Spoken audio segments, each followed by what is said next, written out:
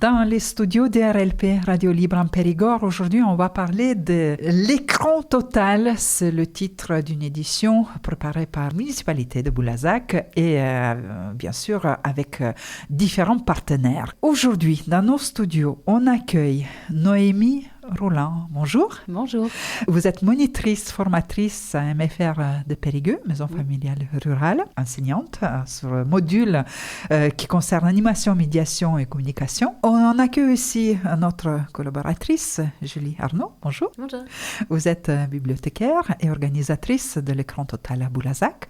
Et Yanis Sanchofort, qui est apprenti à RLP et aussi étudiant dans deuxième année BTS DIATER, développement et animation de territoires ruraux à MFR de Périgueux, deuxième année. Et aujourd'hui, on accueille vous trois ici dans les studios de RLP parce qu'un projet de Escape Game qui était créé pour cette édition 2026 de l'écran total. Peut-être on se tourne vers Julie. Voilà, l'écran total à Boulazac, c'est pas la première année, c'est déjà la quatrième déjà édition. Donc vous tenez bien parler de choses concernant parfois l'écran. On voit l'écran, ça peut être l'écran de télévision, l'écran d'ordinateur, l'écran de nos portables, les téléphones portables, mais ça peut être aussi les autres écrans avec les jeux vidéo. Et c'est ça que s'agit-il cette fois-ci quand vous présentez ce projet concernant l'Escape Game. N'est-ce pas, Julie? En fait, Écran Total, c'est un endroit, un espace pour réfléchir et repenser nos pratiques numériques, donc nos rapports aux écrans, ensemble. Donc c'est vraiment une sorte d'intelligence collective et de faire ensemble. C'est pour ça qu'on l'a appelé Fabrique citoyenne. Donc là, c'est la 4e édition. Et comme c'est une année un petit peu spéciale, puisque c'est aussi les 10 ans de la commune nouvelle et de la médiathèque, nous avons décidé de revenir un petit peu en arrière, de jeter un coup d'œil en arrière et de revenir sur les 3 éditions précédentes avec une valorisation de tout ce qui a été soit déjà créé, soit démarré, comme par exemple cet Escape Game. Donc cette année, il n'y a pas de grande thématique, puisque l'année dernière, on a eu la santé, avant l'information, avant le temps.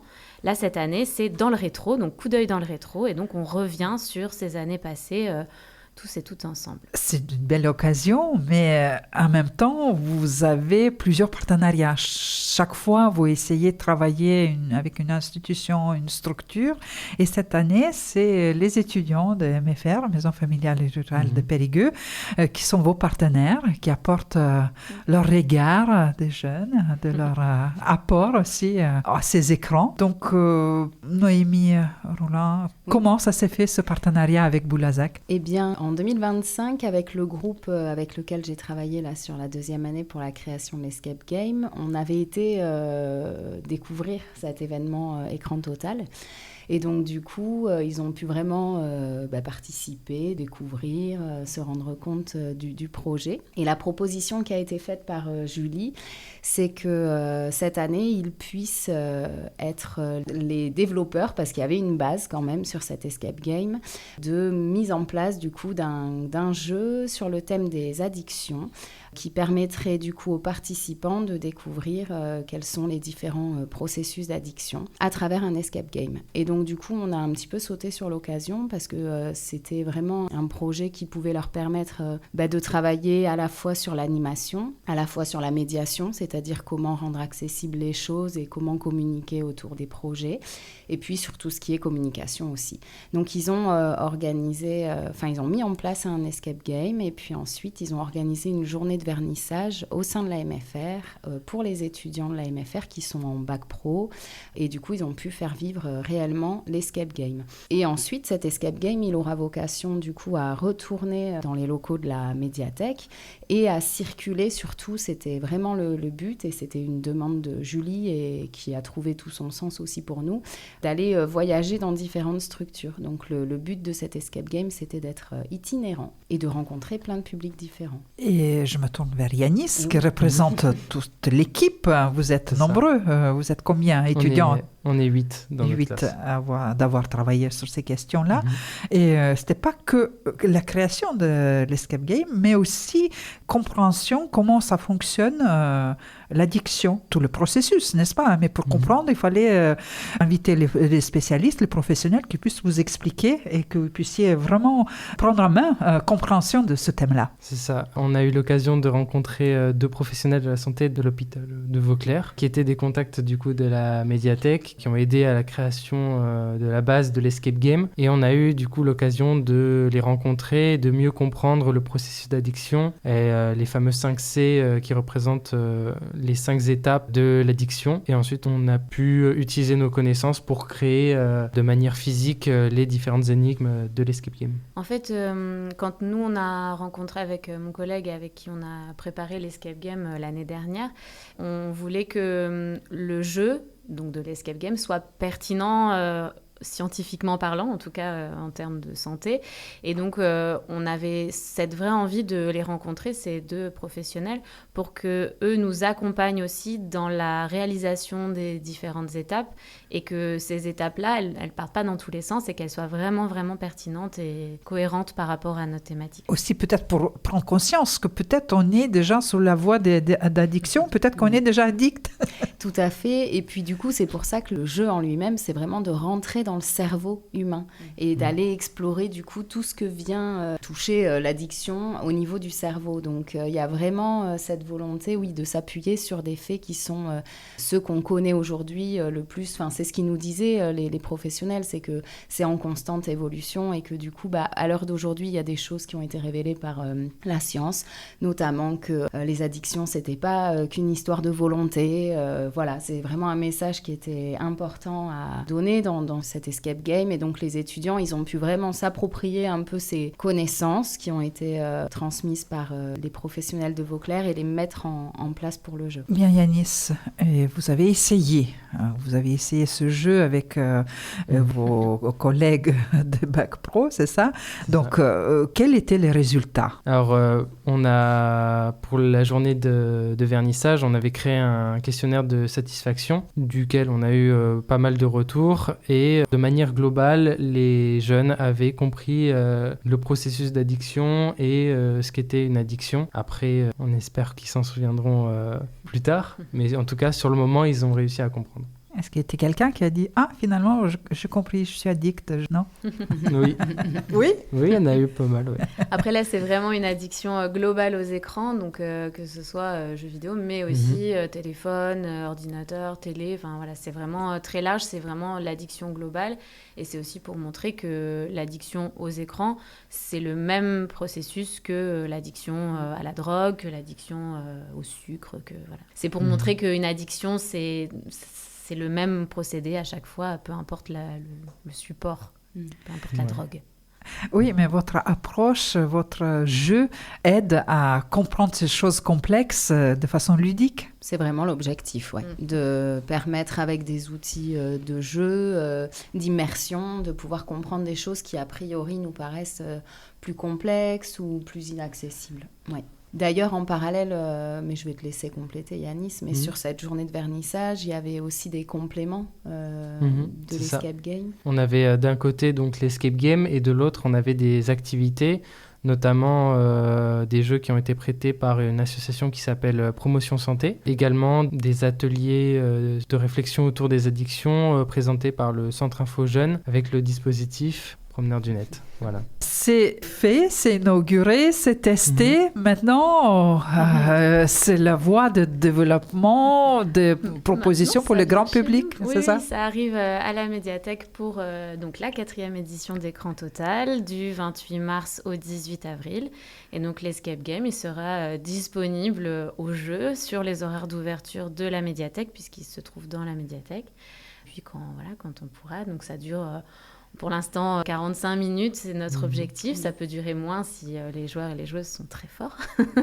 Mais voilà, l'idée, c'est de passer un petit moment dans cet espace un peu confiné d'escape game. Voilà. Vous pouvez donner un petit peu plus d'informations? C'est pour quel âge? Est-ce que c'est pour tous les publics? Voilà, si c'est 45 minutes, ça signifie qu'il faut un petit peu prévoir, rester pour ce moment-là. On ne vient pas juste regarder, essayer, mais on reste, vraiment, on joue de début jusqu'à la fin, c'est ça? Oui, alors alors l'idée c'est que sur cette édition, dans la médiathèque, il y aura comme un parcours un peu rétrospectif de toutes nos anciennes expositions, de nos anciens ateliers, des anciennes actions qui ont été menées sur Écran Total sur les 4 ans maintenant. Et l'escape game fait partie de ce parcours. Et nous, on l'a mis à partir de 12 ans. Je pense qu'après, voilà, un peu plus jeune, c'est peut-être un peu complexe. Après, c'est vraiment de 12 ans jusqu'à pas d'âge. L'idée, c'est oui, qu'on reste de toute façon un petit moment dans cette mémoire d'Écran Total. Donc, s'il y en a qui souhaitent, pourront venir sur la journée d'ouverture le samedi 28 à 15h.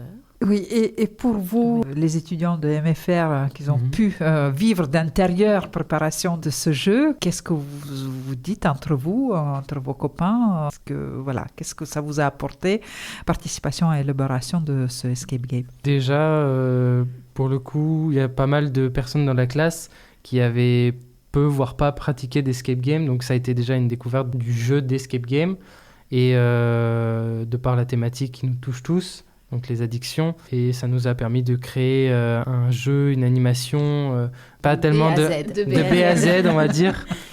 Pour le coup, on a tous passé un bon moment à créer cet escape game. Tout le monde a été plus ou moins impliqué et ça a réussi, donc on est content. En plus, c'est pas que pour vous, c'est pour le plus large public, pour les autres. Vous deviez être fiers, savoir que ça va être utilisé par médiathèque et que ça va être proposé aux autres institutions. C'est ça. Bien, Julie, on invite tout le monde à partir du 28 mars. Un petit programme peut-être. Voilà. Donc, il y a quand même des activités, en plus du parcours un peu rétrospectif. Donc, le samedi 28 mars, à partir de 15h, on propose une ouverture et une présentation du programme, même s'il est un peu affiné, il y aura quand même un programme. Donc, voilà, un petit moment un peu ludique autour d'un goûter avec des petits ateliers. Et puis, la découverte de l'escape game avec probablement la présence de Yanis qui pourra animer un petit peu. On propose aussi avec Emma Lassor, qui est journaliste, de participer à un atelier de création de journal participatif. Donc ça se fera sur plusieurs dates pendant toute la durée d'Écran Total. Et l'idée, c'est de fédérer autour des 10 ans de la commune nouvelle avec plusieurs propositions d'ateliers, un pour vraiment réfléchir à l'information, un pour donner forme au récit, et puis après mettre en page, et puis finalement aller voir comment on imprime tout ça. Voilà. Donc c'est un atelier suivi, donc n'hésitez pas à vous renseigner au plus près. Ciné Passion rejoint l'aventure Écran Total cette année, donc avec plusieurs propositions de films et de rencontres, et en particulier du mardi 14 avril au jeudi 16 avril, le Kino Pocket, donc la création de A à Z, pour le coup, d'un court-métrage avec son téléphone. Donc c'est des groupes de jeunes du territoire qui peuvent s'inscrire, donc je crois qu'il reste encore un peu de temps, donc allez-y. Et ils sont accompagnés par des professionnels du cinéma pour créer leur film sur les 3 jours, de l'écriture jusqu'au montage. Et puis l'escape game, voilà... Et ça sera la totalité de cette édition qui est un petit peu plus light, mais qui nous fait plaisir de... Voilà, ça nous fait plaisir de se remémorer un petit peu tout ça, tout ce qui s'est passé, et puis de voir vivre tous ces éléments, toutes ces expositions. Voilà. Mais merci de nous avoir proposé ces différents rendez-vous pendant ce programme. Et vous, Noémie Roland, qu'est-ce que vous pouvez dire avec cette... maintenant les résultats sont là, cette collaboration de votre école avec Médiathèque et insertion des étudiants dans ce travail? Eh bien oui, nous, à la MFR, c'est très important pour nous que les jeunes ils puissent s'inscrire dans des projets qui font vivre les territoires. Déjà, on est sur des formations qui se font en alternance ou en apprentissage, comme c'est le cas d'Yanis, ce qui permet aux jeunes de pouvoir être vraiment dans le milieu professionnel, le monde professionnel, et à la fois à l'école. Et donc, du coup, on fait aussi vivre beaucoup de projets avec différents partenaires, et c'est pour ça que pour nous, c'est très riche d'avoir des structures comme la médiathèque de Boulazac qui sont prêts à accueillir, accompagner, expliquer, parce que en fait, monter des projets avec des jeunes, ça demande à la fois beaucoup de disponibilité, et puis aussi il faut être en mesure de leur donner des choses qui sont accessibles pour qu'ils puissent progresser. On ne peut pas arriver en considérant qu'ils vont être autonomes tout de suite, donc ça demande de prendre du temps, de remodeler des choses. Voilà, notre escape game, nous on l'a rendu, il va encore évoluer parce que c'est la création de 8 jeunes qui ont fait tout ce qu'ils ont pu, mais voilà, il faut quand même arriver à des choses bien terminées pour les prochains voyages et tout ça. Donc voilà, pour nous, c'est extrêmement important d'avoir des projets en lien avec le territoire.